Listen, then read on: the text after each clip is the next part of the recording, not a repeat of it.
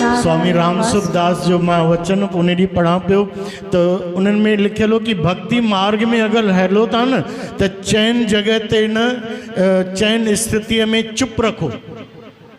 चैन जगह ते स्वभाव में यानी अड़ो गुण आणो कि चैन जगह ते तव्हां बिल्कुल चुप रखो, शांत थियो, यानी पंहिंजे मन के बधो। किया पोइ तव्हां भक्ति मार्ग ते तव्हांजी गति पकड़ींदव। श्री कृष्ण गोविंद। हरे हे नाथ नारायण वासुदेव।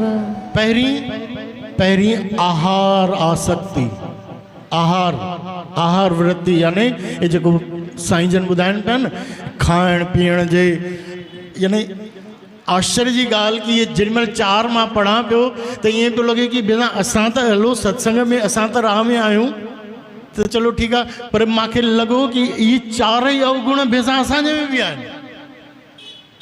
चओ राम असां पाण भी असां तो उपदेश था कयूं, परोपदेश कुशल बहु तेरे। चओ जय श्री कृष्ण।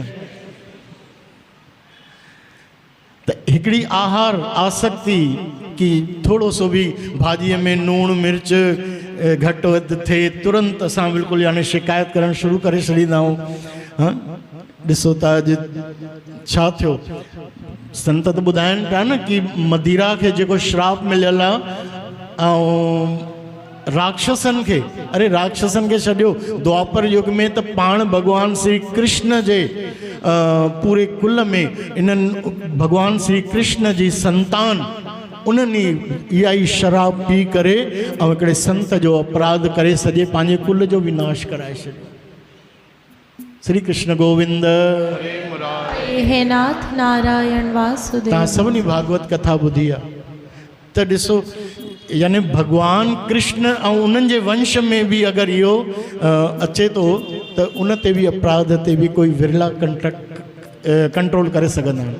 त हिकिड़ी आहार आसक्ति ते कंट्रोल, चुप ऐं ॿियो आवरण कि सुठो सुठो असां वॻा पायूं, सुठी असां ड्रेस पायूं, काॾे वञूं था तो कुछ सुठो हुजे ईअं करे। चओ जय श्री कृष्ण। त इहे भी दुर्गुण असां में आहिनि। सिंगार जा सुठा, काॾे भी वञूं था तो सुठो हुजे। चओ जय श्री कृष्ण। अॼु तो होली आहे, चवंदा आहिनि भाई होलीअ ते पुराणा पाइजनि। चओ जय श्री कृष्ण।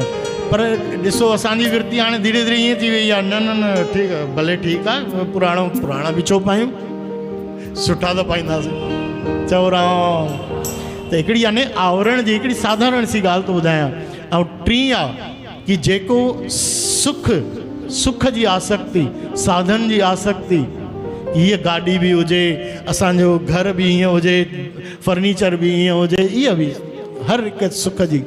चओ जय श्री कृष्ण। इहा या धन भी एतिरो आहे त जेतिरो भी आहे उन में ई ख़ुशि रहो। ये 3 ॻाल्हियूं जंहिंमहिल उन्हनि ते कंट्रोल कंदे त भक्तीअ ते मार्ग में चङी गतिअ सां वधंदे। ऐं चौथी ऐं सभिनी खां प्रमुख जेका हुई उहा हुई दोष दर्शन। असां ॿियनि में ॾोह जल्दी ॾिसंदा आहियूं। चओ राम। ऐं पंहिंजो दोष नज़र ईंदो आहे? न न। असां हिते वेठा आहियूं प्यारी साध संगत जी, असांजे कोई ॻाइण में अगर भैया ग़लती भी ॿुधाए छॾनि न त मां चवंदो आज़ाद ठीक सां ढोलक न वॼाई हूंदी, है न? चओ राम। श्री कृष्ण गोविंद।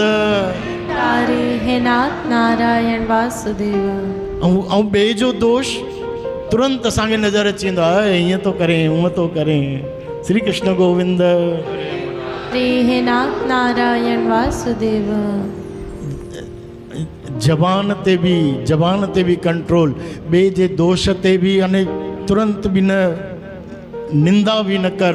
ऐं कन्ननि सां कल्ह सूतक जी ॻाल्हि पई हले त मन का सूतक लोभ है, बाणीअ में चयो वियो आहे कि उन सूतक जी असांखे चिंता ई कोन्हे, जबान सां निंदा न कर सॼे ॾींहं में। चओ जय श्री कृष्ण।